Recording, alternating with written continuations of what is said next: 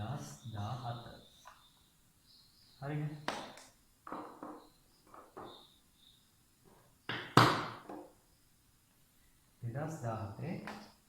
First paper එකේ 10 වෙනි ප්‍රශ්නයේදී ප්‍රශ්නවල 10 වෙනි ප්‍රශ්නය අපිට එනවා A හා B යනවා A හා B කියලා එතකොට කුලක දෙකක් A B කියලා කුලක දෙකක් මේකේ NA දීලා තියෙනවා 5යි NB දීලා තියෙනවා 7යි ආය N A මේලය B දීලා තියෙනවා 10යි එතකොට අපි අහනවා N A ඡේදනය B කීයද කියලා අපෙන් අහනවා. හරිනේ. මම ඔයාලට කුලක සම්බන්ධව සූත්‍රයක් කියලා දුන්නා නේ. මොකද්ද සූත්‍රය? N A මේලය B සමානයි N A ධන N B ඍණ N A ඡේදනය B N A මේලය B අපිට අගය දීලා දෙනවා 10. 10 සමානයි NA 5 ධන 4 ඍණ NA ඡේදනය B. එතකොට මේකේ NA ඡේදනය B අපිට උත්තර කරාම එනවා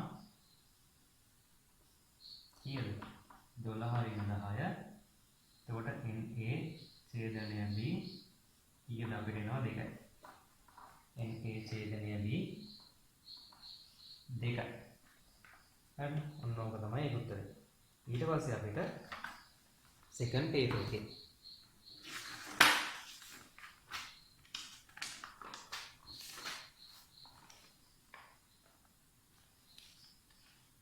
second paper එකේ 12 වෙනි ප්‍රශ්නයට එනවා. හරි.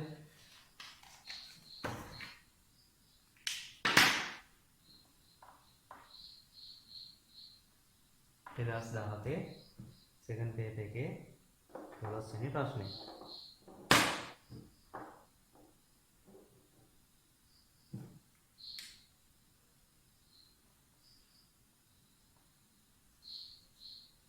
වෙනි ප්‍රශ්නේ මොකක්ද කියන්නේ? සිසුන් 50 දෙනෙකුගෙන් සමන්විත පන්තියකට 1 2 හා 3 ලෙස අංකණය කර ගණිත ගැටලු 3ක් දෙන ලදී. ඒ කියන්නේ ගණිතය සම්බන්ධව ප්‍රශ්න 3ක් දෙනවා. 1 2 3 කියලා නම් කරපු ප්‍රශ්න 3ක් දෙනවා. හරිද? මොවුන් මෙම ගැටලු විසඳා තිබූ ආකාරය පිළිබඳ තොරතුරු කිහිපයක් පාද දී ඇත. හරිද? කියනවා පළවෙනි තමයි ගැටලු තුනෙන් එක් ගැටලුවකටවත් නිවැරදි විසඳුම නොලැබූ සිසුන් ගණන 6යි. ඒ කියන්නේ එකකටවත් ප්‍රශ්න තුන එකකටවත් උත්තර ඇවිල්ලා නැහැ. කී දෙනෙක්ද? 6 දෙනෙක්ට. හරි. ඊට පස්සේ කියනවා පළවෙනි ගැටලුවට පමණක් නිවැරදි විසඳුම ලැබූ සිසුන් ගණන 20කි. තුන්වෙනි ගැටලුවට නිවැරදි විසඳුම ලැබූ සිසුන් ගණන 8කි. 2 හා 3 ගැටලු දෙකටම නිවැරදි විසඳුම ලැබූ කිසිම සිසුවෙකු නොවිය. ඊට පස්සේ පළවෙනි ප්‍රශ්නේ දීලා තියෙනවා පහත දී ඇති අසම්පූර්ණ වෙන් රූප සටහන ඔබේ පිළිතුරු පත්‍රයට පිටපත් කරගෙන ඉහත දී ඇති තොරතුරු ඒ තුල නිරූපණය කරන්න. හරිද? එතකොට වෙන් රූප සටහන දීලා තියෙනවා මෙන්න මෙහෙම.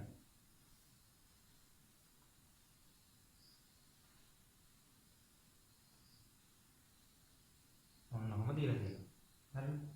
එතකොට මෙතනින් පෙන්වන්න කරන්නේ මෙන්න මේ කුලකයෙන් පෙන්වන්න කරන්නේ දෙක සඳහා නිවැරදි විසඳුම ලැබුව සිසුන්. දෙක සඳහා නිවැරදි විසඳුම ලැබූ සිසුන්. මෙතනින් පෙන්වන්න කරන්නේ පළවෙනි ප්‍රශ්නය සඳහා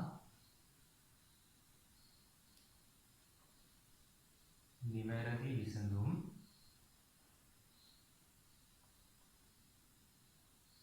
ලැබූ සිසුන්.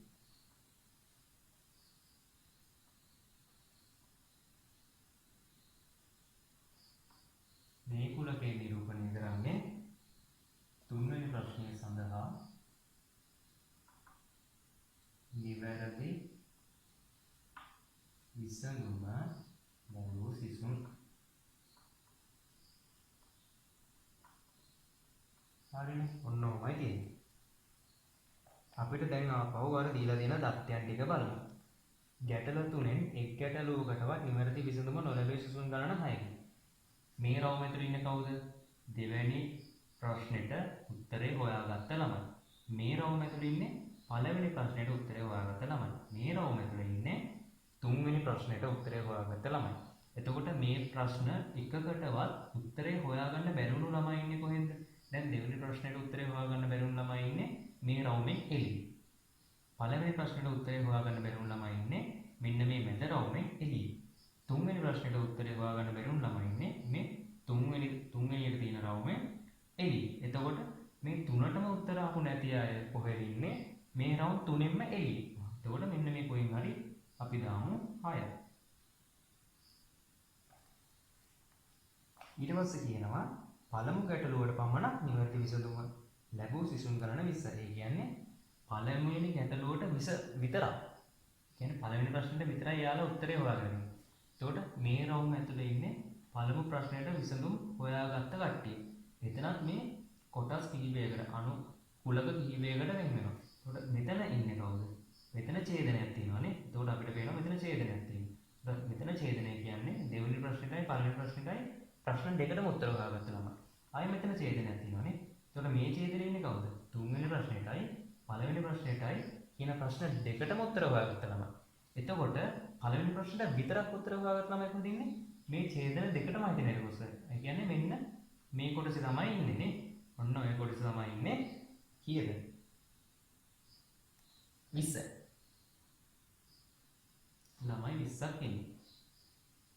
හරිනේ. ඊට පස්සේ තුන්වෙනි ගැටලුවට නිවැරදි විසඳුම් ලැබූ සිසුන් ගණන 8යි. ඒ කියන්නේ තුන්වෙනි ප්‍රශ්නෙට උත්තරේ හොයාගත්ත ළමයි ඔක්කොම 8යි. මං කිව්වා ඔක්කොම නම් දාන්න සීමාවෙන් එළියේ.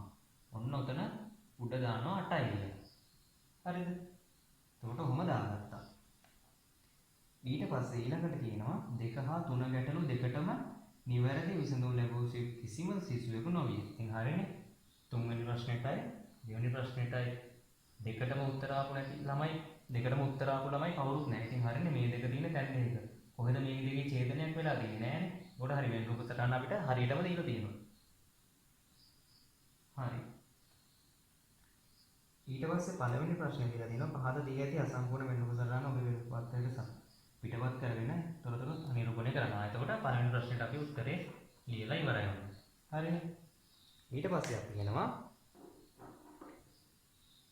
දෙවෙනි ප්‍රශ්නේ මොකක්ද කියන්නේ කියලා බලන්න. දෙවෙනි ප්‍රශ්නේ කියනවා එක් ගැටලුවකට වඩා වැඩි ගැටලු සංඛ්‍යාවකට නිවැරදි විසඳුම් ලැබූ සිසුන් නිරූපණය කරන කෙලෙස් වෙන රූප සටහනේ අඳුරු කර දක්වන්න. ඒ කියන්නේ එකකට වඩා එක ප්‍රශ්නයකට වඩා උත්තර හොයාගත්ත ළමයි. එක්ක දෙකටම උත්තර හොයාගත්ත ළමයි. එහෙම නැත්නම් 1ටයි 3ටයි දෙකටම උත්තර හොයාගත්ත ළමයි. එහෙම නැත්නම් 3ටම උත්තර හොයාගත්ත ළමයි. දැන් මේක බැලුවොත් පේනවා 3ටම උත්තර හොයාගත්ත ළමයි කවුරුත් නැහැ. ආය 3යි 2ටයි උත්තර හොයාගත්ත ළමයිනොත් නැහැ. එතකොට ඉන්නේ 2යි 1යි 2ටම උත්තර හොයාගත්ත ළමයි ඉන්නවා මේ ඡේදන කොටසේ. 3යි 1යි 2ටම උත්තර හොයාගත්ත ළමයි ඉන්නවා මේ කොටසේ. එතකොට අපෙන් කියන්නේ එක් ගැටලුවකට වඩා වැඩි ගැටලු සංඛ්‍යාව. එතකොට එකකට වඩා දැන් ගැටලු 3යි තියෙන්නේ එකකට වඩා. ඒ කියන්නේ දෙකක් හෝ තුනක්. ගැටලු දෙකක් හෝ තුනක් විසඳපු ළමයි ඉන්න කොටස් අඳුර කරලා දක්වන්න. එතකොට එන්නේ මෙන්න මේ කොටසයි මෙන්න මේ කොටසයි. හරිද? මේ ඡේදන කොටසයි මේ ඡේදන කොටසයි තමයි අපිට පාඩ කරන්න තියෙන්නේ. හරිද?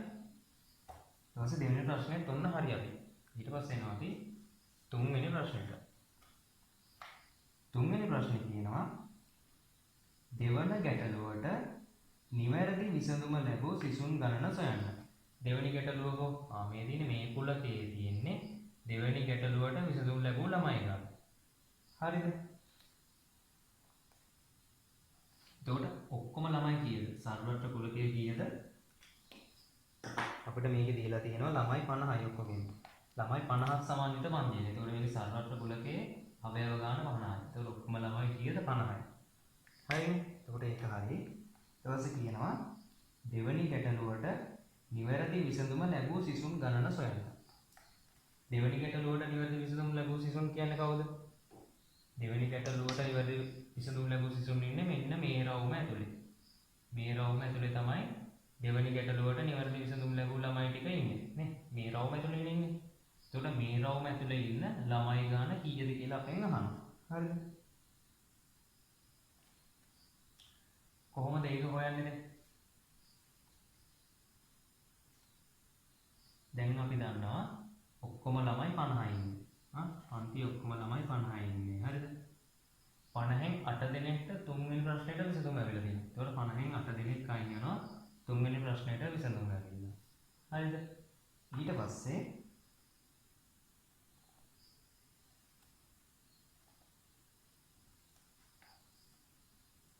මේකෙන් ආයි 20 දෙනෙක් අයින් වෙනවා. එයාලට ඇවිල්ලා තියෙන්නේ කීයද? පළවෙනි ප්‍රශ්නෙට විතරයි විසඳුම. එතකොට එයාලත් අයින් වෙනවා. හරිද? එයාලත් අපි අයින් කරනවා. ආය 6 දෙනෙක්ට විසඳුම් මොකුත් ඇවිල්ලා නැහැ. එතකොට ආය ඉතුරු වෙන ළමයි කීයක්ද? මේ මුළු ළමයි 50න් 50 හරින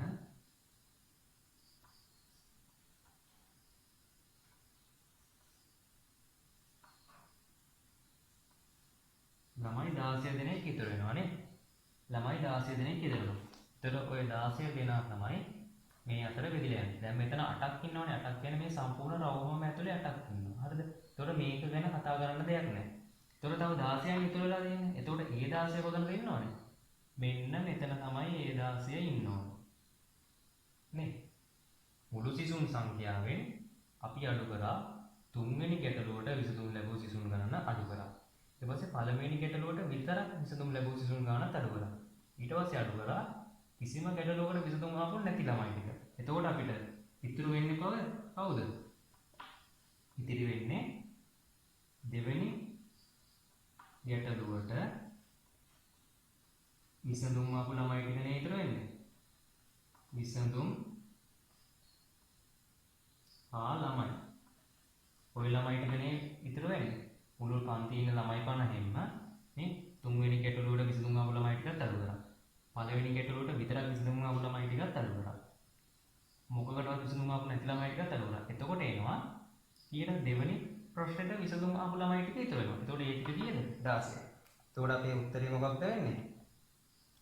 දෙවෙනි ගැටලුවට නිවැරදි විසඳුම් ලැබූ සිසුන් ගණන ලියද හැකි. දෙක ගැටලුවට නිවැරදි විසඳුම් ලැබූ සිසුන් ළමයි සංඛ්‍යාව කීයද? 16. ඒක ලියලා දෙන්න.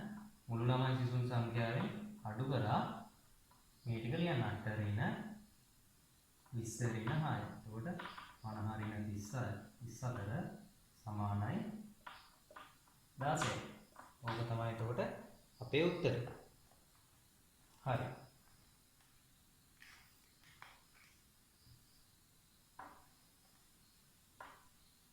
එතකොට එතන 16. හරි. ඊට පස්සේ අපේ හතරවෙනි ප්‍රශ්නය අහනවා.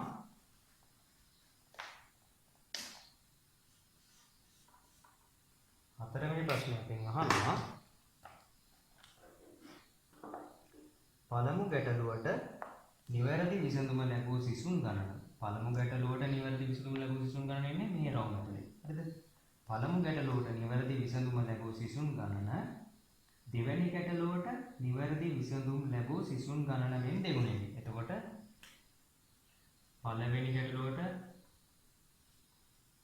විසඳුම් ලැබුව අය සමාන වෙන්නේ දෙවෙනි ගැටලුවට විසඳුම් ආපු ළමයින්ගේ දෙගුණයට. දෙවෙනි ගැටලුවට නිවැරදි විසඳුම් ආපු ළමයි කීයද? මේ 16යි නේ. එතකොට 16 වැඩි කිරීම 2 සමානයි පළවෙනි ප්‍රශ්නෙට විසඳුම් ආපු ළමයි. පළවෙනි ප්‍රශ්නෙට විසඳුම් ආපු ළමයි එතකොට කීයක් ඉන්නවද? 32ක් ඉන්නවා. හරිද? එතකොට මේ රවුම ඇතුලේ ඉන්න ඕනේ උපරිම කී දෙනෙක්ද? 32ක්. ළමයි 32ක් ඉන්න ඕනේ මේ රවුම ඇතුලේ. හරිද? ඊට පස්සේ අපෙන් අහනවා ගැටලු දෙකකට නිවැරදි විසඳුම් ලැබූ සිසුන් ගණන සොයන්න. කියන්නේ ගැටලු දෙකකට විසඳුම් ආපු ළමයි ගණන හොයන්න. දැන් මෙතනින් 32කින් 20ක් අයින් වෙනවනේ. එතකොට පළවෙනි ප්‍රශ්නෙට විසඳුම් ළමයි 32කින් හරිද? මේ 32 ඇතුලේ ඉන්නවා පළමු ප්‍රශ්නෙට පමණක්. විසඳුම් මාප කීයක් ඉන්නවද? 20ක් ඉන්නවා. එතකොට තව ඉතුරුයි කීයක්ද? තව ඉතුරුයි 32කින් 20ක් ගියාම 32කින් 20ක් ගියාම තව 12ක් ඉතුරුයි. මේ 12 අයිති වෙන්න ඕනේ කොහෙටද? 12 අයිති වෙන්න ඕනේ දෙවෙනි ප්‍රශ්නෙටයි පළවෙනි ප්‍රශ්නෙටයි දෙකටම විසඳුම් ආපු ළමයි ටිකටයි ආය 12 ඒ 12ම ආය ඒකේ ආය එකතු වෙන්න ඕනේ තුන්වෙනි ප්‍රශ්නෙටයි පළවෙනි ප්‍රශ්නෙටයි විසඳුම් ආපු ළමයින්ට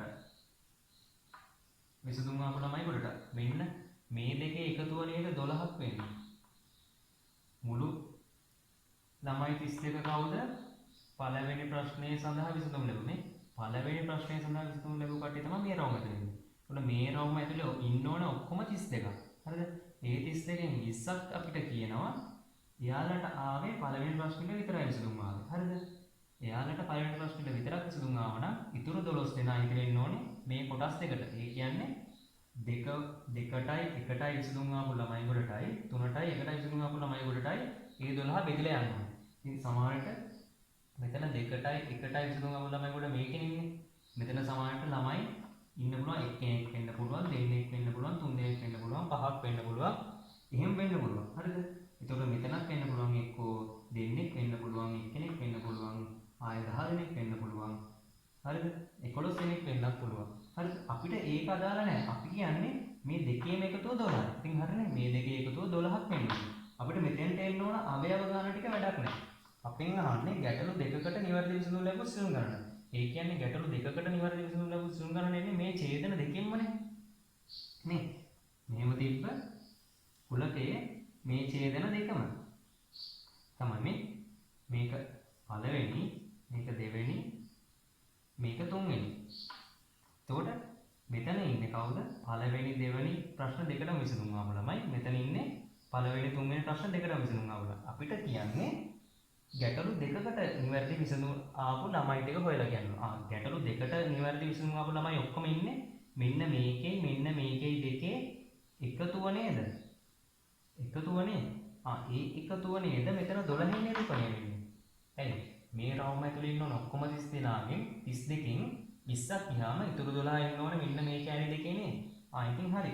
අපිට උත්තරය එනවා ගැටලු දෙකකට නිවැරදි විසඳුම් ළමයි සංඛ්‍යාව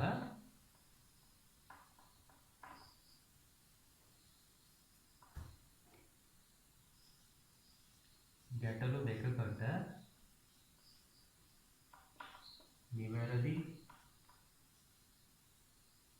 විසඳුම් ලැබූ ළමුන් සංඛ්‍යාව කොහොමද ලියන්නේ? 32 ඍණ 20 සමානයි 12යි. ඔන්න ඕක තමයි උත්තරය. අපි ඊට පස්සේ 2018ට આવොත් 2018 20 වෙනි ප්‍රශ්නේ අපිට දීලා තියෙනවා පළවෙනි පේපරේ මෙහෙම වෙන රූප සටහනක් ඇඳලා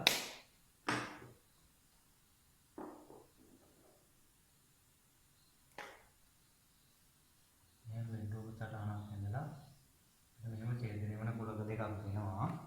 මේ කුලකය A මේ කුලකය B. මේකේ අවයව අපිට දෙනවා 4 1 2 මෙතන 3 ආයෙත් තියෙනවා 5. හරිද? මේකෙන් අපිට කියනවා A' මේලය B' කුලකේ අවයව ටික ලියන්න. හරිද? මුලින්ම මේකේ අවයව ටික හොයන්න නැතුව අපි මුලින්ම අඳුරු කරලා පෙන්නමු බලන්න මේ A' මේලය B' කුලකේ. එතකොට A' මේලය B' මේ A මේ B. A' කියන්නේ A හැර. A හැර මෙන්න මේ ටික එතකොට නේ. A හැර ඔන්න ඔය ටික. B' කියන්නේ B හැර. B හැර නම් මෙන්න මේ ටික.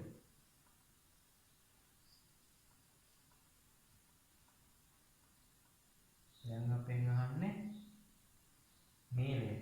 මේලය කියන්නේ මොකක්ද? මේ කැපිච්ච ඔක්කොම ටික. බලන්න කැපිලා තියෙන්නේ මෙන්න මෙතන ඡේදනයේ හැර අනිත් ඔක්කොම ටික අඳුර වෙලා නේ අපේ පාට වෙලා ඡේදනයේ හැර අනිත් ඔක්කොම ටික පාට වෙලා. එතකොට A' මේලේ B' කියනොත් මේ ඡේදනයේ හැර අනිත් ඔක්කොම ටික. හරිද? ඒක පැහැදිලිද? එතකොට මේකෙදි A' මේලේ B' A' මේලේ B' අවයව මොනවද එන්නේ? මේ ඡේදනයේ හැර අනිත් ඔක්කොම ටික. එතකොට කීයද? 3 තියෙනවා 4 තියෙනවා 5 තියෙනවා. එතකොට ඔන්න ඕක තමයි උත්තරය. හරි. ඊට පස්සේ 2018 සෙකන්ඩ් පේපර් එක. ඒකේ 11 වෙනි ප්‍රශ්නේ.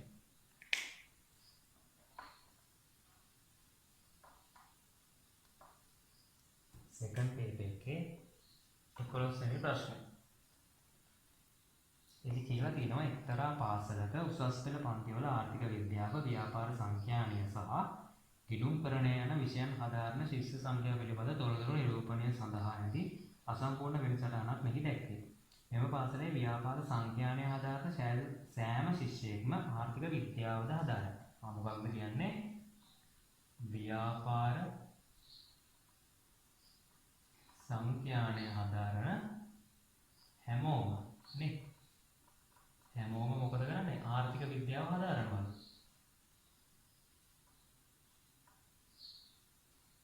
ආර්ථික විද්‍යාව හදාරනවා. ව්‍යාපාර සංඛ්‍යානය කරන හැම ළමෙක්ම ආර්ථික විද්‍යාව විෂය අනිවාර්යෙන් හදාරනවා. එතකොට අපි ආර්ථික විද්‍යාව කියලා කුලකයක් ගත්තා. මේ කුලකය ආර්ථික විද්‍යාව නම් මේක ඇතුලේ නේද ව්‍යාපාර සංඛ්‍යානය කරන ළමයි ඉන්න ඕනේ. ඇයි? ව්‍යාපාර සංඛ්‍යානය කරන හැමෝම ආර්ථික විද්‍යාව කරනවා. එතකොට මේක ඇතුළේ ආර්ථික විද්‍යාව කරන හැමෝමනේ. එතකොට මේක ඇතුළේ උපකුලකයක් තමයි ව්‍යාපාර සංඛ්‍යානය කියන්නේ. හරිද? ව්‍යාපාර සංඛ්‍යානය කරන හැමෝම ආර්ථික විද්‍යාව කරනවා. මේ ආර්ථික විද්‍යාව ව්‍යාපාර සංඛ්‍යානය කරන හැමෝම ආර්ථික විද්‍යාව කරනවා. මේ ආර්ථික විද්‍යාව කුලකයේ ඇතුළේ තමයි ව්‍යාපාර සංඛ්‍යානය තියෙන්නේ. අපිට කියලා නෑනේ ආර්ථික විද්‍යාව කරන හැමෝම ව්‍යාපාර සංඛ්‍යානය කරනවා කියලා. එහෙම කියලා නෑනේ. අපිට කියලා තියෙන්නේ ව්‍යාපාර සංඛ්‍යානය කරන හැමෝම ආර්ථික විද්‍යාව කරනවා කියලා. එතකොට ව්‍යාපාර සංඛ්‍යානයේ උපකුලකයක් වෙනවා ආර්ථික විද්‍යාව කියන විෂය.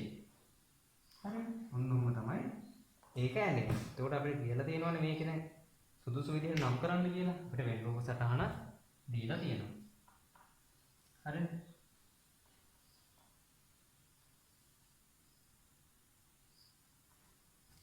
එතකොට වෙන්රූප සටහන මෙහෙම දීලා තියෙනවා. ඊට පස්සේ ආයෙ ගිණුම් කරන විෂය මෙහෙම තියෙනවා.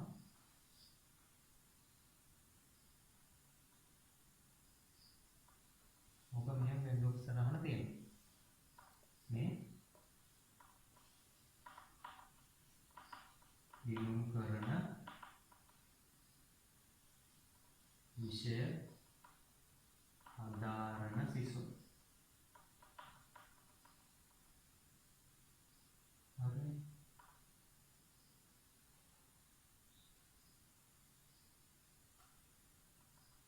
මේ කවුද?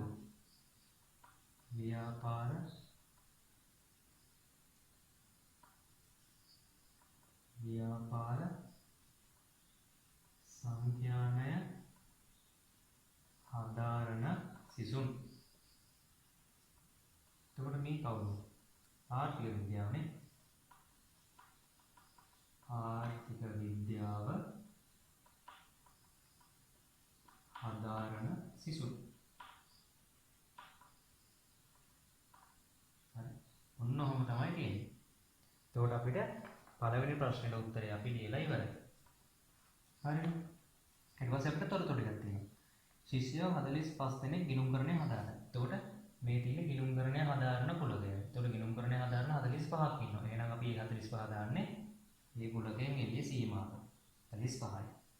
ඊට පස්සේ ශිෂ්‍යයෝ 30 දෙනෙක් ව්‍යාපාර සංඛ්‍යානය හදාරනවා. එතකොට ව්‍යාපාර සංඛ්‍යානය හදාරන ළමයි ඉන්නේ මෙන්න මේ කුලකේ. එතකොට ඒ ළමයි ගන්න 30යි. ඒක අපි එළියෙන් දාගන්න ඕනවා.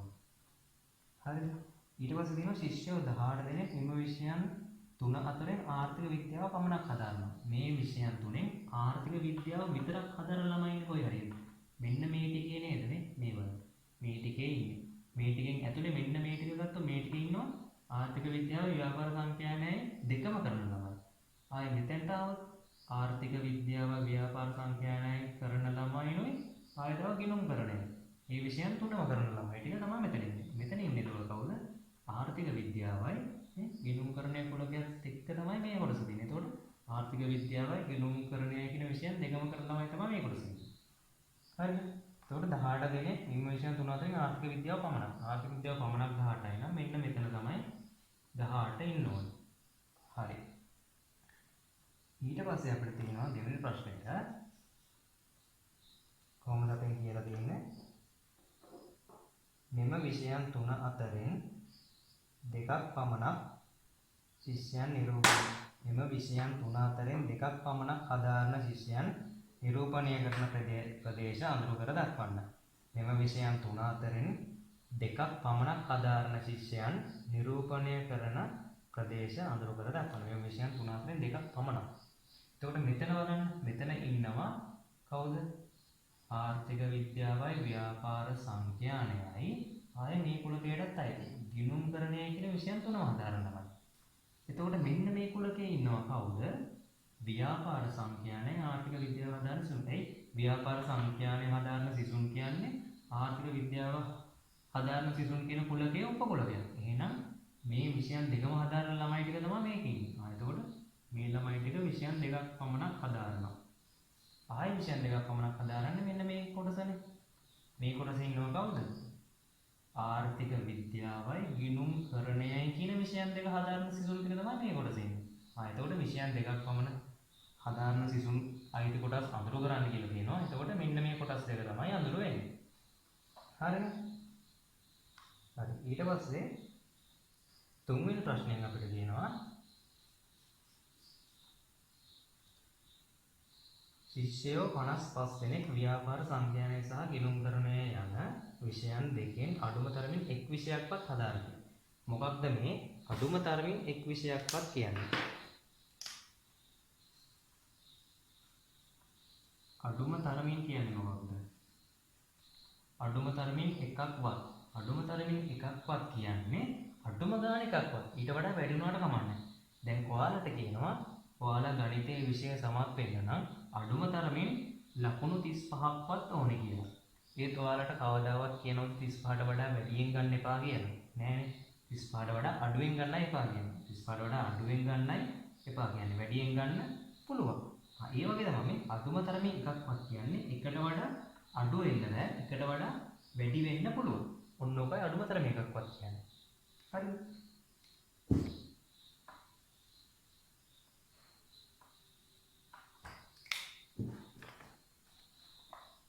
එතකොට ශිෂ්‍යයෝ 55 දෙනෙක් ව්‍යාපාර සංඛ්‍යානය සහ ගිණුම්කරණය යන විෂයන් දෙකෙන් අඩුම තරමින් එක් විෂයක්වත් හදාරති.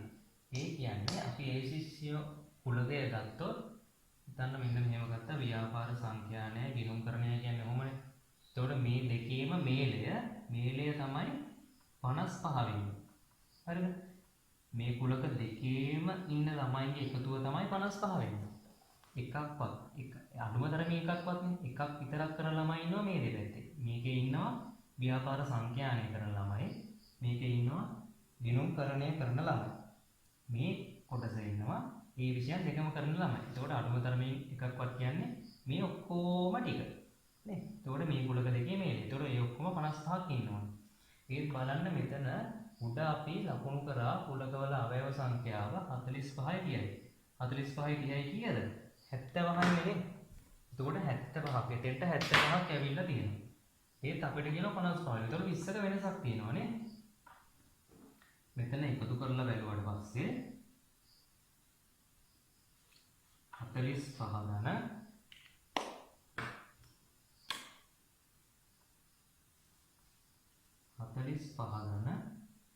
30 කීයද? 75යි නේ. 70ක් ඇවිල්ලා තියෙනවා. එතකොට අපිට කියනවා මේ දෙකටමයි 55යි.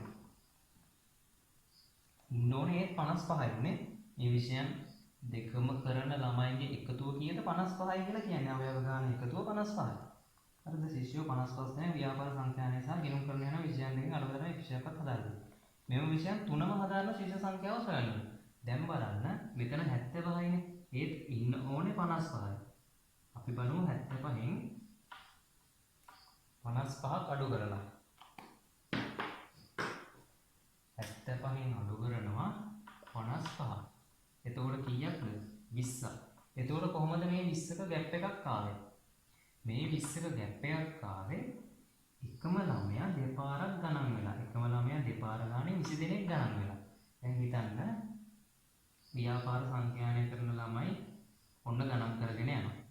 හරි 1 2 3 කියලා ගණන් කරගෙන යනවා. ඊට පස්සේ ආපහු ගිණුම්කරණය කරන ළමයි ආපහු 1 2 3 කියලා ආපහු ගණන් කරගෙන යනවා. දැන් මෙතන ව්‍යාපාර සංඛ්‍යානය ගිණුම්කරණය දෙකම කරන ළමයෙක් හිටියොත් එයාව දෙපාරක් ගණන් වෙනව නේද? ඒ වගේ 20 දෙනෙක්ව දෙපාරක් ගණන් කරලා. ඒකයි මෙතන 20ක ગેප් එකක් ආවේ අපිට. එහෙනම් ඒ 20 දෙනා කොතෙන්ද දෙන්න ඕනේ? මෙන්න මෙතෙන්ට. මෙතෙන්ට තමයි ඒ 20 දෙනා එන්න ඕනේ කියන්නේ. හරිද? ඒ 20 දෙනා මෙතෙන්ට ආවා. ඊට පස්සේ මෙතන තියෙන්නේ මොකක්ද? මෙතන මේ කොටස මොකක්ද? මේ කොටස බැලුවම තේරෙනවා මේ කොටස කියන්නේ ව්‍යාපාර සංඛ්‍යානයයි ආර්ථික විද්‍යාවයි ආය ගිණුම්කරණය කියන තුනටම අයිති ළමයි ටික තමයි මේ කොටසේ ඉන්නේ. එහෙනම් විෂයන් තුනම කරන ළමයි කීයක් ඉන්නවද? 20ක් ඉන්නවා. හරිද? එහෙනම් විෂයන් තුනම කරන ළමයි ඉන්නවා 20ක්. හරිද? අපි ඒක හොයාගන්න මෙහෙමයි. 45 ගන්න 30 එකතු කරාම 75යි. ඒකෙන් අඩු කරනවා 55ක්. එතකොට 20ක් වෙනවනේ. එතකොට මේ 20 දෙනා තමයි කවුද? අපි ඔක පැහැදිලිව මෙන්න මෙහෙම ලියමු. විෂයන් තුනම කරන ළමයි සමානයි කීයද? 30 අඩු කරනවා 55. ඒ කියන්නේ මේ විෂයන් දෙක ඇතුලේ ඉන්න ළමයි 55 අඩු කරන්නේ. එතකොට කීයද? 20යි. ඒ 20 තමයි මෙන්න මෙතෙන්ට ආයෙන්නේ. ඒ කියන්නේ එක ළමයා දෙපාර ගානේ ගණන් වෙලා 20 දෙනෙක්ව. එක ළමයා දෙපාර ගානේ 20 දෙනෙක්ව ගණන් වෙලා. එතකොට 20 පාරක් වැඩිපුර එන්නේ නේ. එතකොට මේ 20 තමයි විෂයන් තුනම කරන ළමයි 20. හරිද? ඒක මෙතෙන්ට නෙන්නේ. හරි. එතකොට මෙතෙන්ට ළමයි 20යි එන්නේ. ඊට පස්සේ හතරවෙනි ප්‍රශ්නේ.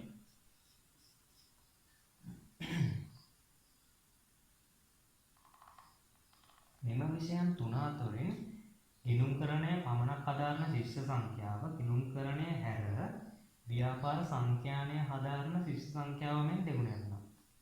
ගිණුම්කරණය පමණක් ගිණුම්කරණය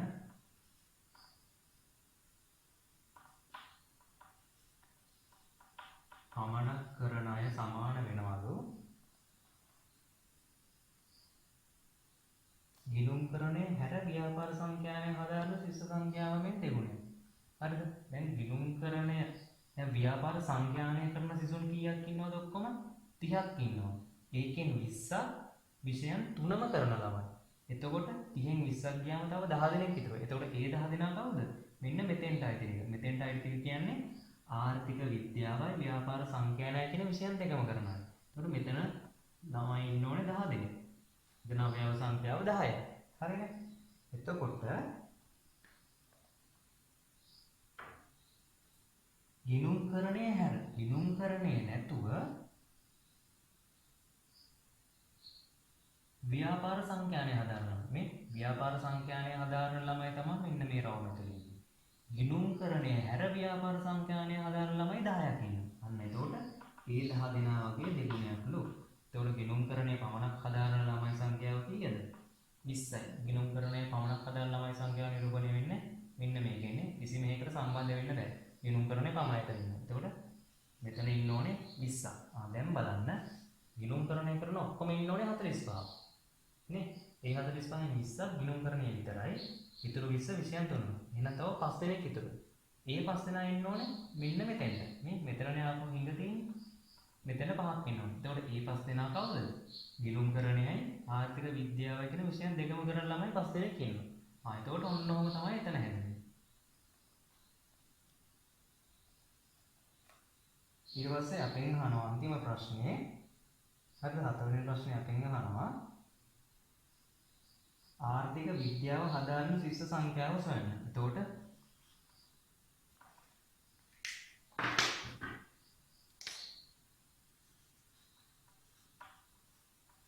ආර්ථික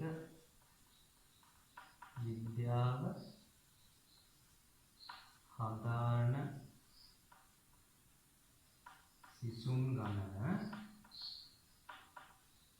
කීයද? ආර්ථික විද්‍යාව හදාරන සිසුන් ඉන්නේ මෙන්න මේ කුලකය ඇතුලේ. එතකොට මේ කුලකය ඇතුලේ තියෙන ඔක්කොම අයව ටික අපි එකතු කරන්න ඕනේ. එතකොට එකතු වෙනවා 18 එකතු වෙනවා 10 එකතු වෙනවා 20 එකතු වෙනවා 5 එකතු වෙනවා 10යි 20යි 30යි 30යි 5යි 35යි 18යි 53යි. එතකොට ආර්ථික විද්‍යාව හදාරන සිසුන් ඔක්කොම ඉන්නවා 53. අපෙන් අහන්නේ ආර්ථික විද්‍යාව හදාරන සිසුන් ඔක්කොම. එතකොට 53. ඔන්නෝම තමයි මේ ප්‍රශ්නේ හැදෙන්නේ. හරි. ඊට පස්සේ අපි යමු 2019ට. හරි. 2019ට අපි යමු.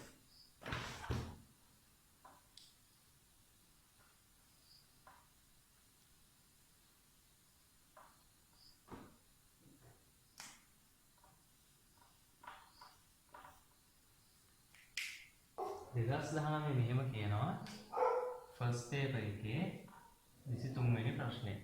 ඊට ප්‍රශ්න වල ඊට පස්සේ 23 වෙනි ප්‍රශ්නේ. දී ඇති වෙන් රූපයේ නිරූපණය වන සිසුන් කණ්ඩායම අතුරින් ගණිතයේ විෂයට කැමති සිසුන් ඒ කුලකය මගින්. අපිට වෙන් රූපයක් මෙහෙම දීලා තියෙනවා. හරිද? මෙන්න මෙහෙම වෙන් රූපයක් දීලා තියෙනවා. මෙතන ඒ මගින් නිරූපණය වෙන්නේ ගණිතය විෂයට කැමති. ගණිතය විෂයට කැමති. B කුලකයෙන් නිරූපණය වෙන්නේ විද්‍යාව විෂයට කැමති.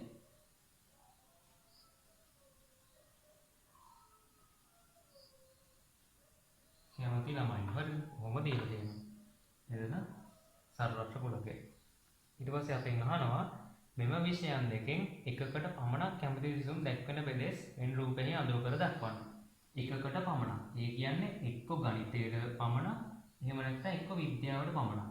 එක විෂයකට පමණක් කැමති ළමයි ඉන්න වෙලෙස අඳුර කරලා දක්වන්න. දැන් මේකෙන් තියෙන්නේ මේ කුලකයෙන් පෙන්වුම් කරන්නේ ගණිතයේ විෂයට කැමති ඔක්කොම. මේ ගණිතයේ විෂයට කැමති ඔක්කොගෙම කොටසක් මේ විද්‍යාව විෂය කියන එකටත් අයිති. ඒ කියන්නේ ගණිතයේ විෂයට කැමති ඔක්කොගෙම කොටසක් විද්‍යාව විෂයටත් කැමති. ඉතුරු ටික කවුද? ගණිතයට විතරක් කැමති කට්ටිය. එහෙනම් එක විෂයකට විතරක් කැමති කට්ටිය ඔන්න මෙන්න මේ කොටසේ ඉන්නවා. හරිද? ආයෙ දැන් විද්‍යාව ගැන බැලුවොත් මේකේ ඉන්නේ ඔක්කොම විද්‍යාවට කැමති අය. ඒකෙන් මෙන්න මේ කොටසේ ඉන්නවා විද්‍යාව විතරක් නෙමෙයි ගණන් වලටත් කැමති අය. එතකොට මෙන්න මේ ඉතුරු ටික කවුද? විද්‍යාවට විතරක් කැමති අය. අන්න එක විෂයකට විතරක් කැමති අය. එතකොට අඳුර කරලා දක්වන්න කිව්වම ඔන්න ඕක තමයි උත්තරේ දෙන්නේ. එක විෂයකට පමණක් කැමති අය නේ. මේකේ ඉන්නේ ඒ විෂය මේ ගණිතයේ විෂයට විතරක් කැමති කට්ටිය. මෙතන ඉන්නේ විද්‍යාව විෂයට විතරක් කැමති කට්ටිය. මේගොල්ලෝ එක විෂයකට විතරයි කැමති. ඒතකොට මේ ටික තමයි පාට වෙන්නේ. ඊට පස්සේ අපි යමු සෙකන්ඩ් පේපර් එකට. 11 වෙනි ප්‍රශ්නේ. සුරදා සතුන් හිමි පවුල් 115ක් ඇසුරෙන් සමීක්ෂණයක් කරන ලදී. එම පවුල් අතුරින් සුරදා සතුන් ලෙස බල්ලන්, බලලුන් සහ මත්ස්‍යයන් හිමි පවුල් පිළිබඳ තොරතුරු හා ඊට අනුරූපව අඳින ලද අසම්පූර්ණ වෙන් රූප සටහනක් පහත දී ඇත. අපිට වෙන් රූප සටහනක් මෙහෙම දීලා තියෙනවා. සමීක්ෂණයක් කරනවලු පවුල් ගණනාවක ඉන්න සුරදා සතුන් ගැන. හරිද? මොනවම තියෙනවා.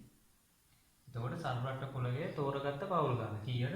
මේකට ආйти ඔක්කොම අවයව ගන්න ඉන්න ඕනේ 115ක් ඉන්න ඕනේ ඔක්කොම පවුල්. හරිද? සර්වත්‍ර කුලයට ආйти අවයව ගන්න 115ක්. හරිද? එතකොට ඉන්න මේ අනිත් පැත්තට තියෙන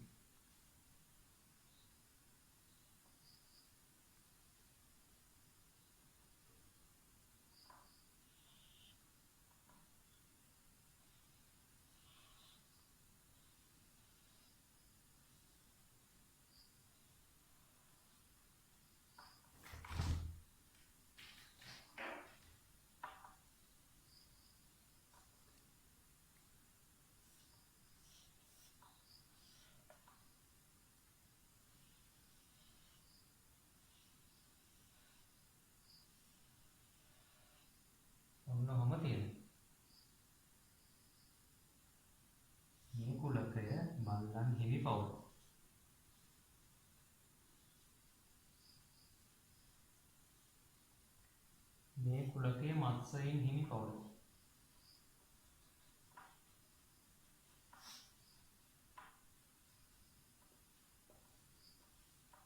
මේ කුලකය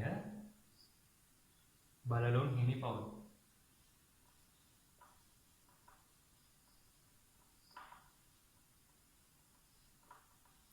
ඔන්න ඔහොම තමයි අපිට වෙන්රූප සටහන දීලා තියෙන්නේ. අපිට ඊට පස්සේ යටින් දත්තයන් දීලා තියෙනවා. දත්තයන් ටිකක් දීලා තියෙනවා පවුල් 4කට ඉහත 3 වර්ගයේම සුරතල් සතුන් හිමි වෙයි. එතකොට පවුල් 4කට තියෙනවා මේ ඉන්නවලු මේ සුරතල් සතුන් ಜಾති 3 දෙනා. ඒ කියන්නේ ඒ ගෙදර මේ සතු ಜಾති 3ම ඇති කරනවා. එතකොට 3ටම ඇති මෙන්න මේ කොටසනේ. එතකොට මෙතෙන්ට එන්න ඕනේ අවයව සංඛ්‍යාව කීයද? 4. පවුල් 4ක්. 4. ඊට පස්සේ ආයේ කියනවා බල්ලන් පමණක් හිමි පවුල් සංඛ්‍යාව 19කි. මේ තියෙන්නේ බල්ලන් හිමි පවුල් සංඛ්‍යාව. මේ පවුල් වල බල්ලෝ ඉන්නවා. බල්ලන් පමණක් ඉන්න කට්ටිය කිව්වම වෙන කිසිම කුලකයකට සම්බන්ධ වෙලා තියෙන්න බෑ. ඒකට මේ කුලකය ඇතුලේ වෙන කිසිම කුලකයකට සම්බන්ධ වෙලා නැති කොටස තියෙන්නේ මෙන්න මේ කොටසනේ. නේ මෙන්න මේ ටික. එතකොට අන්න ඒ ටික තමයි බල්ලන් විතරක් ඇති කරන පවුල් ටික. එතකොට එතන අවයව සංඛ්‍යාව කීයද? බල්ලන් පමණක් හිමි පවුල් සංඛ්‍යාව 19. එතකොට මෙතන 19. ඊට පස්සේ කියලා තියෙනවා පවුල් 24ක් සතුව බල්ලන් සහ බලලුන් යන දෙවර්ගයම ඇති අතර පවුල් 21ක් සතුව බල්ලන් සහ මත්ස්‍යයන් යන දෙවර්ගයම ඇත. පවුල් 24ක් සතුව බල්ලන් සහ බලලුන් යන දෙවර්ගයම ඇති. පවුල් 24ක බල්ලන් සහ බලලුන් මේ බල්ලන් කුලකය මේක. බලලුන් කුලකය මේක. බල්ලන් සහ බලලුන් දෙකොල්ලම කියන්නේ මේ බල්ලන් කුලකයේ බලලුන් කුලකයේ ඡේදනය. එතකොට ඒ ඡේදනය කීයක් වෙන්න ඕන කියලාද කියන්නේ? 24ක්. පවුල් 24ක් මේ බල්ලොයි බලලුයි ಜಾති දෙකම ඇති කරනවලු. ඒකෙන් 4ක්. ඒ පවුල් 24න් 4ක් අය මත්ස්‍යයන්ොත් ඇති කරනවා. එහෙනම් තව 20 දෙනෙක් ඉතුරුයි බල්ලන් සහ බලලුන් විතරක් ඇති කරන්න. පවුල් තව 20ක් ඉතුරුයි. මේ 20 බල්ලන් සහ බලලුන් විතරයි ඇති කරන්නේ. ආයෙ තව 4ක් මත්ස්‍යයන්ොත් ඇති කරනවා. බල්ලන් සහ බලලුන්ට අමතරව. එතකොට තමයි ගන්නට 24 හැදෙන්නේ. ආයෙ කියනවා පවුල් 21ක් සතුව බල්ලන් සහ මත්ස්‍යයන් යන දෙවර්ගයම ඇති. පවුල් 21ක් සතුව බල්ලන් සහ මත්ස්‍යයන් යන දෙවර්ගයම ඇති. ඒතර බල්ලන් ඉන්නේ මෙන්න මේ කුලකය ඇතුලේ. මත්ස්‍යයන් ඉන්නේ මෙන්න මේ කුලකය ඇතුලේ. ඒ ಜಾති දෙකම ඉන්නේ මේ කුලක දෙකේ ඡේදනය ඇතුලේ. මේ කුලක දෙකේ ඡේදනය එකතුව කීයද කියන්නේ 21යි. 21න් 4ක් මොකද කරන්නේ? ಜಾති 3ම ඇති කරනවා. සත්තු ಜಾති 3ම ඇති කරනවා. එහෙනම් 21න් 4ක් ගියාම ඉතුරු ටික තමයි බල්ලන් සහ මත්ස්‍යයන් විතරක් ඇති කරන්නේ. හරිද? එතකොට 21න් 4ක් ගියාම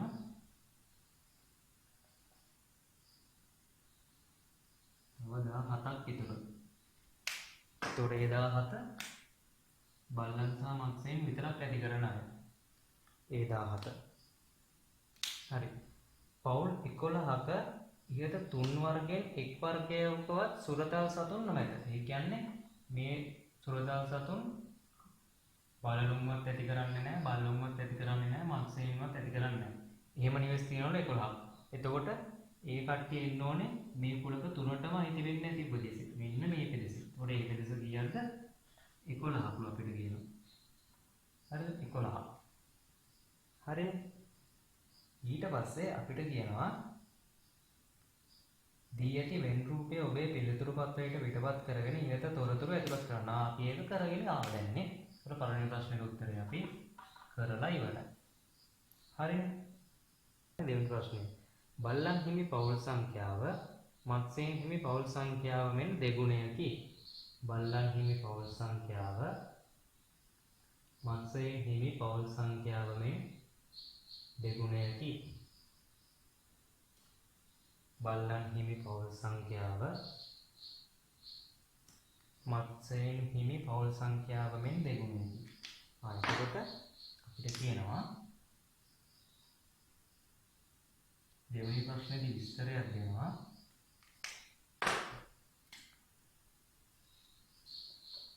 බල්ලන් හිමි සංඛ්‍යාව මත්ස්‍යයන් හිමි පවුල් ගාන වගේ දෙගුණයක්. බල්ලන් හිමි පවුල් සංඛ්‍යාව මත්ස්‍යයන් හිමි පවුල් සංඛ්‍යාවෙන් දෙගුණයක්. බල්ලන් හිමි නොවන නමුත් මත්ස්‍යයන් හිමි පවුල් සංඛ්‍යාව සොයන්න ඕනේ. බල්ලන් හිමි නොවන නමුත් මත්ස්‍යයන් හිමි පවුල් සංඛ්‍යාව. බල්ලන් හිමි නොවන කියන්නේ එතකොට මේ ඡේදනයට අයිති නැති. මත්ස්‍යයන් හිමි. එතකොට මෙන්න මේ සම්පූර්ණ කොටස. එතකොට මෙන්න මේ සම්පූර්ණ කොටසට අයත් ගන්න අපෙන් අහනවා කීයද කියලා. හරිද? දැන් අපි ඒක හොයන්නේ කොහොමද? බල්ලන් හිමි පවුල් සංඛ්‍යාව මත්ස්‍යයන් හිමි පවුල් සංඛ්‍යාවෙන් දෙගුණයක්. ඒතර බල්ලන් හිමි පවුල් සංඛ්‍යාව අපි දන්නවා. අපි හොයාගෙන ඉන්නේ මේ හැම එකම හොයාගෙන ඉන්නේ. බල්ලන් හිමි පවුල් සංඛ්‍යාව කීයද? 19 ධන 20 ධන 4 ධන 17 සමානයි මත්ස්‍යයන් හිමි පවුල් ගාන වගේ දෙගුණයක්. හරිද? මත්ස්‍යයන් හිමි පවුල් ගාන වගේ දෙගුණයක්. හරිද?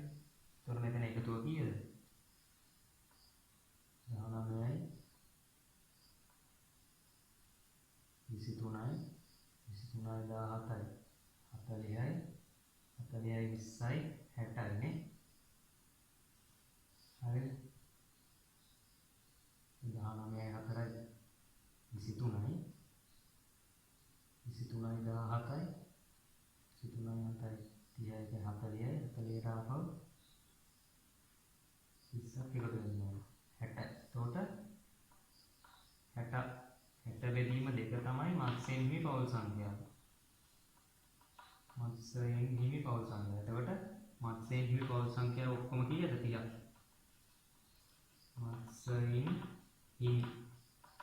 මත්ස්‍යයන් හිමි ඔක්කොම කීයද? 30ක්. එතකොට මත්ස්‍යයන් හිමි පවුල් කියන්නේ මේ ඔක්කොමනේ. එතකොට ඒ ඔක්කොම කීයද? 30යි. නෑ අපිට කියන්නේ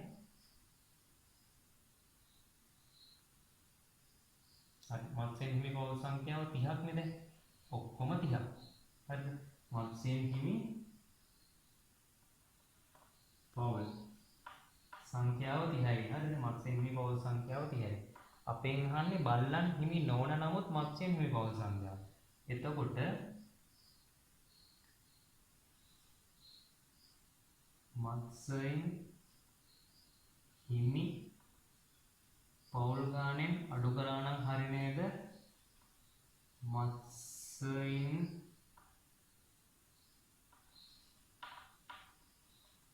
හා බල්ලන් යන ಜಾති දෙකම ඇති පවුල් ගාන අඩු කරා නම් හරි නේද? මත්ස්‍යයන් හිමි පවුල් වලින් අඩු කරා නම් හරි මත්ස්‍යයන්ොයි බල්ලොයි ಜಾති දෙකම ඇති කරන ලෙවල් ගාන අඩු කරාට පස්සේ අපිට එනවා බල්ලන් ඇති නොකරන මත්ස්‍යයන් ඇති කරන පවුල් ගාන. ඒ කියන්නේ අපි අහන්නේ බල්ලන් හිමි නොවන මත්ස්‍යයන් ඇති කරන පවුල් සංඛ්‍යාව. එතකොට දෙවෙනි ප්‍රශ්නෙට උත්තරේ අපිට ලියන්න පුළුවන් බල්ලන් ඇති නොකරන නැත්නම් බල්ලන් හිමි නොවන බල්ලන් ඇති නොකරන මත්ස්‍යයන් හිමි පවුල් සංඛ්‍යාව සමාන වෙනවා මෙන්න මේ දෙකේ සුළු කිරීමට. මත්ස්‍යයන් හිමි පවුල් සංඛ්‍යාව ඔක්කොම කීයද? 30යි. ඒකෙන් අඩු කරනවා මෙන්න මේ බල්ලන් නැති කරන කීයද? 21ක් ඔක්කොමනේ. 21 ගියාම උත්තරේ 9. එතකොට හරිනේ. බල්ලන් නැති නොකරන නමුත් මත්ස්‍යයන් හිමි පවුල් සංඛ්‍යාව 9. එතකොට ඒකට උත්තරේ 9. දෙවෙනි ප්‍රශ්නෙට උත්තරේ වුණා අපි හොයාගත්තා. හරි.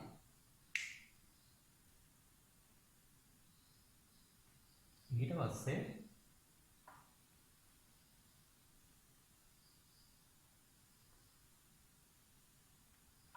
තුන්වෙනි ප්‍රශ්නේ. තුන්වෙනි ප්‍රශ්නේ කියනවා අපිට බලලුන් පමණක් හිමි පවුල් සංඛ්‍යාව කීයද අහනවා. බලලුන් පමණක් හිමි කියන්නේ මෙන්න මේ ටික. හරිද? දැන් මෙන්න මේ ඔක්කොටම අයිති වෙන්න ඕනේ කීයද? 9යි. අපි හොයාගත්තනේ 9.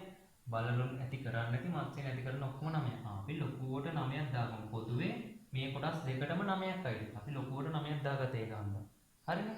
හරි එතෙන්ට 9ක් දාගත්තා. අපෙන් තුන්වෙනි ප්‍රශ්නේ අහනවා බලලුන් පමණක් හිමි පවුල් සංඛ්‍යාව.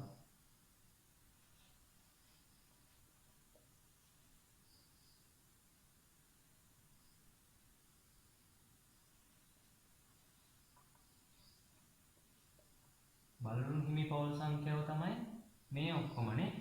ඒකෙන් බලලුන් පමණක් හිමි පවුල් සංඛ්‍යාව තමයි මෙන්න මේ ටික. හරිද? ඒක අපිට ගන්න පුළුවන්. දැන් මෙහෙම ගන්න පුළුවන් නේ. පවුල් සංඛ්‍යාව වලට ගන්න පුළුවන්. ඔක්කොම පවුල් කීයද? 115 නේ. ඔක්කොම පවුල් අපි ගත්තේ. ඔක්කොම පවුල් ගත්තේ අපි සමීක්ෂණයට පවුල් 115යි. හරිනේ. ඒකෙන් අපිට අඩු කරන්න පුළුවන් 11 දෙනෙක් කවුද? කිසිම සුරතල් සතෙක් ඇති කරන්නේ නැති පවුල් 11ක් අඩු කරන්න පුළුවන්. ආයෙ අඩු කරන්න පුළුවන් මේ 19 අඩු කරන්න පුළුවන්. මේ 19ත් අඩු කරන්න පුළුවන්. ඒ 19 කවුද? බල්ලන් විතරක්. හරිද? ඊට පස්සේ මෙතන 21 තියෙනව නේද? දැන් මෙතන 21 ඕනේ නැහැ. මෙතන 17 අඩු කරන්න පුළුවන්. 17 කියන්නේ බල්ලයි මත්ස්‍යයයි ಜಾති දෙකම ඉන්න ගෙවල් 17. ඊට පස්සේ ආයෙ මෙතන 24 අඩු කරන්න පුළුවන් කෙලින්ම. අඩු කරනවා 24. ඒ 24 කියන්නේ කවුද? බල්ලන් සහ බලලු. ಜಾති දෙකම ඇති කරන 24. ඊට පස්සේ මෙතන 9 දෙනෙක් තව ඉන්නවා. මේ 9 දෙනා කවුද? මත්ස්‍යයන් සහ බලලුන් ඇති කරන 9 දෙනා. හරිනේ. දැන් ඔය ටික අඩු කරාට පස්සේ අපිට ඉතුරු වෙන්නේ කවුද? මෙන්න මේ ටිකට අයිති ටික නේද? එතකොට බලලුන් විතරක් අයිති ටික. එතකොට මේක සුළු කරාම වෙනවා 115න් අඩු කරනවා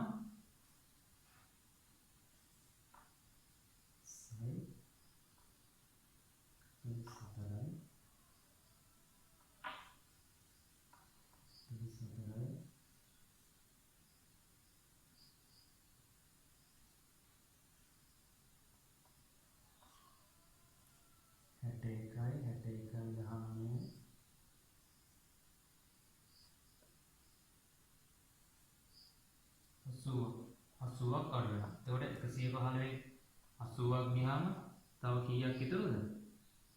හරිනේ. 115න් 80ක් ගියාම තව 35ක් ඉතුරුයි. එතකොට ඒ 35 තමයි බලලුන් පමණක් හිමි පවුල් සංඛ්‍යාව. බලලුන් පමණක් හිමි පවුල් සංඛ්‍යාව 35යි. ඊට පස්සේ අපිට ඊළඟ ප්‍රශ්නේ කියනවා මත්ස්‍යයන් පමණක් හිමි පවුල් සංඛ්‍යාව. හරිද? දැන් මේ ප්‍රශ්නේ ඉවරයි.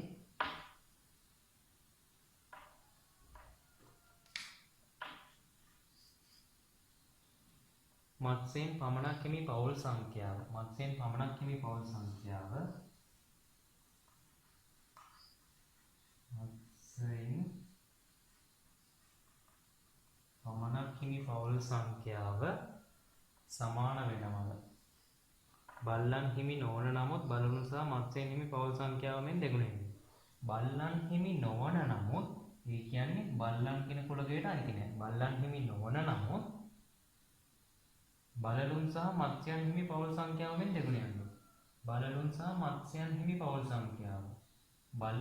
බල්ලන් හිමි නොවන නමුත් බලලුන් සහ මත්ස්‍යයන් හිමි පවුල් සංඛ්‍යාව මෙන් දෙගුණ යනවා. මත්ස්‍යයන් පමණක් ඉන්න කට්ටිය සමාන වෙනවලු බල්ලන් සහ බලලුන් කියන ಜಾති දෙකම. එතකොට බලලුන් සහ මත්ස්‍යයන්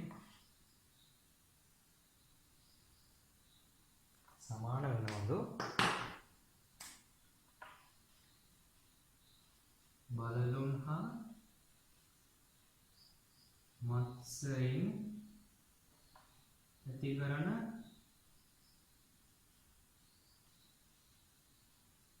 පවුල් ගණන වගේ දෙගුණයක්. හරිද? එතකොට අපි බලලුන් හා මත්ස්‍යයන් ඇති කරන පවුල් ගණන මේකෙදි හොයමු. බලලුන් සහ මත්ස්‍යයන් ඇති කරන පවුල් ගණන. මේ බලලුන් ඇති කරන කුලකය, මේ මත්ස්‍යයන් ඇති කරන කුලකය. ඒකේ බලලුන් සහ මත්ස්‍යයන් ඇති කරන කුලකය තමයි මෙන්න මේ කොටසනේ. මෙන්න මේ කොටස. ඒක අපි හිතමු නිකමට x කියලා. හරිද? අපි දන්නේ නැහැනේ. දන්නේ නැති හන්දා අපි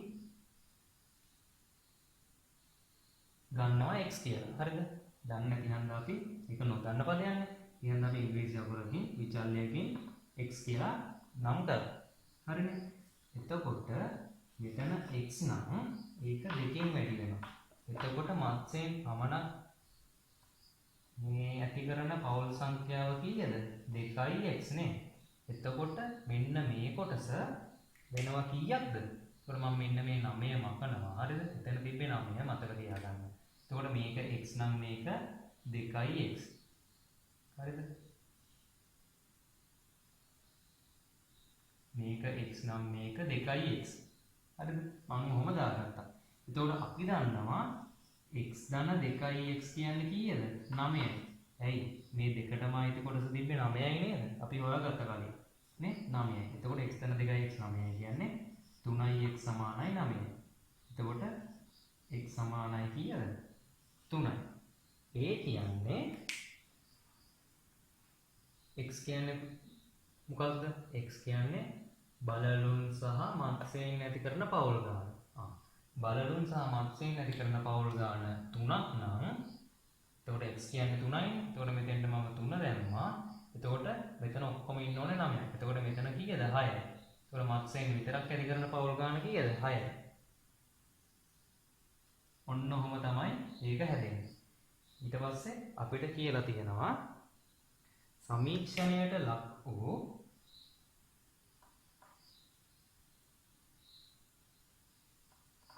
හරිද? සමීක්ෂණයට ලක් වූ පවුල් අතුරින් අහඹු ලෙස තෝරා ගන්නු ලබන පවුලක් මත්ස්‍යයෙන් හිමි පවුලක් වීමේ සම්භාවිතාව ගන්න. සම්භාවිතාවක් තියෙනවා. අපි දන්නවා සම්භාවිතාවක් ලියන්නේ කොහොමද? සම්භාවිතාවක් ලියන්නේ කොහොමද? නියදී අවකාශයේ ඇති සියලුම අවයව ගන්න. නියදියට අදාළ සියලු අවයව ගන්න.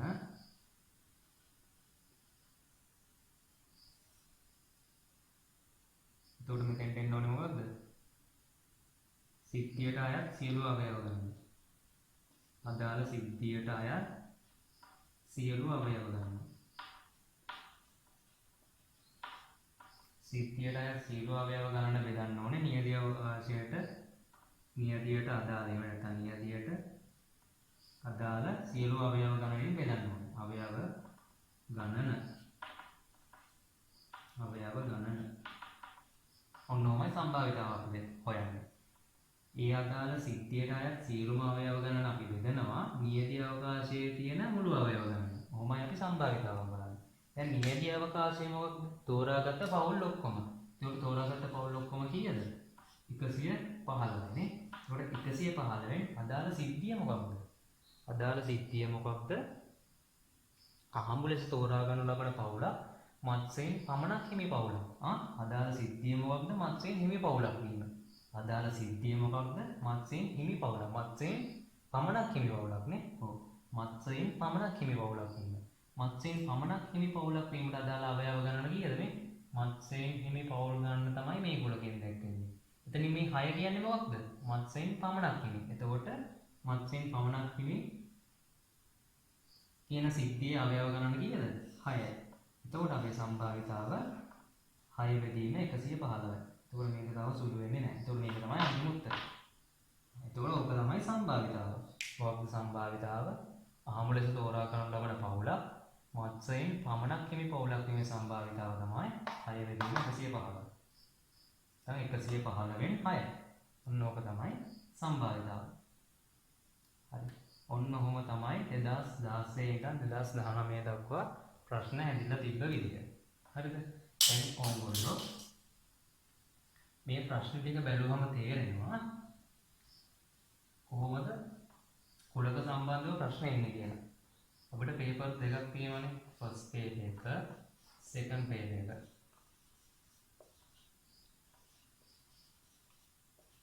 මේකෙදී අපිට ඒ කොටසේ පිටි ප්‍රශ්න 25න් එකක් ආවා. එතකොට ඒකට ලකුණු කීයද? ලකුණු කීයක්ද? 2ක්. ලකුණු 2ක ප්‍රශ්නයක්. හරිනේ? ඊට පස්සේ දෙවෙනි ප්‍රශ්නේ එක්ක 11 හෝ 12. මේ දෙකෙන් එක ප්‍රශ්නයකට කුලක ප්‍රශ්නයක් එන්න පුළුවන්. එතකොට ඒකේ ලකුණු කීයද? මේ දෙකටම නෙමෙයි මේකේ මොකක් හරි එකකට. අපි දාමුකෝ 11 කියලා. නැත්නම් 11 හෝ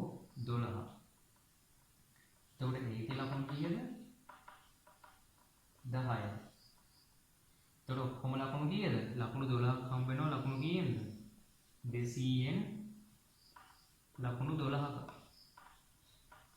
ලකුණු 12ක් හම්බ වෙනවා කුලක සම්බන්ධව. ඒ කියන්නේ 100න් නම් ලකුණු 6ක් 100න් ලකුණු 6ක් ගන්න පුළුවන් කොටසක් තමයි මේ කුලක කියලා කියන්නේ. නේ 100න් ලකුණු 6ක් කියන්නේ ඔයාලට ගොඩක් වැදගත්. ඔයාලට ඕන රිසල්ට් එකට යන්න. A එකකට යන්න. ඉතින් B එක එකක් කරගන්න මේ ලකුණු 6 ගොඩක් වැදගත්. නේ?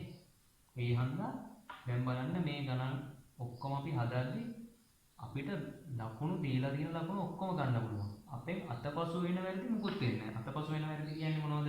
දැන් වර්ගඵල ගානක් හැදුවා නම් අපි ඒකේ පරිමාව වර්ගඵල ගානක් හැදුවොත් ඒකේ අපේ කොයි හරි ඒකකයක් මිස් වුණොත් හරිද? අපිට කලබලෙන් අපේ නොසැලකිල්ල නිසා වෙන වැරදි තමයි ඒකක අතපසු වෙනවා දාන්න. හරිද? ඒකක නොදා තිබ්බට පස්සේ පේපරේ බලන කෙනා මොකද කරන්නේ? ඒකක නැත්තම් ලකුණ ඔයාලට ලකුණු ගානක් මුළු ලකුණු ගානෙන් ලකුණක් හෝ දෙකක් අහිමි වෙනවා. එතකොට ඒ නොසැලකිල්ල වෙන නිසා වෙන වැරදි. හරිද? නොසැලකිල්ල නිසා ඔයාලට වෙන ලකුණු අඩු වීම මේවා. හරිද? දැන් මේ කුලක පාඩම බලනකො කුලක ප්‍රශ්න බලනකො මේක කිසිම ඒකකයක් නැහැ. ඔක්කොම ගණන් ප්‍රමාණත් එක්ක යන්නේ. කුලක අවයව ගණනත් එක්ක තමයි ප්‍රශ්න ගොඩක් වෙලාවට හැදෙන්නේ නේ. ඒකක ඇත්තෙම නැහැ. එතකොට මේකේදී ඔයාලට ලකුණු ඔක්කොම ගන්න හරිම ලේසියි. පොඩ්ඩක් අමාරුව තින්නේ ප්‍රශ්නේ හොඳට කියවලා අදාළ කොටස් ටික වෙන් කරලා හඳුනා ගන්න තමයි පොඩ්ඩක් අමාරු. මේකට ටිකක් ප්‍රශ්නේ හිමීට කියවන්න. හරිද? ඒ කරලා හොඳට ලියන්න. මේක හොඳට සම්පූර්ණ ලකුණු ගන්න පුළුවන් ප්‍රශ්නයක්. කිසිම මේ හේතුවක් නිසාවත් ලකුණු අඩු කරන්න තියෙන අවස්ථාව අඩුයි. ලකුණු අඩු වෙන අවස්ථාව අඩුයි. කියන්නේ ලකුණු දැන් මෙතන ලකුණු 10 ප්‍රශ්නෙට ඔයාලට බොහෝ විට ලකුණු 10ම ගන්න පුළුවන්. ලකුණු 10ම ගන්න පුළුවන්. ඒ හන්දා කුලක පාඩම ටිකක් හොඳට බලා ගන්න කියලා තමයි කියන්නේ. හරි. එහෙනම් ඉතින් මෙතනින් මේ පාඩම නවත්තනවා. ඕගොල්ලෝ දෙයක් ගත්තා කියලා හිතනවා දැනුමට. කියලා දුන්න දේවල් උදව් වෙයි කියලා හිතනවා. ඉතින් හැමෝටම ජය වේවා.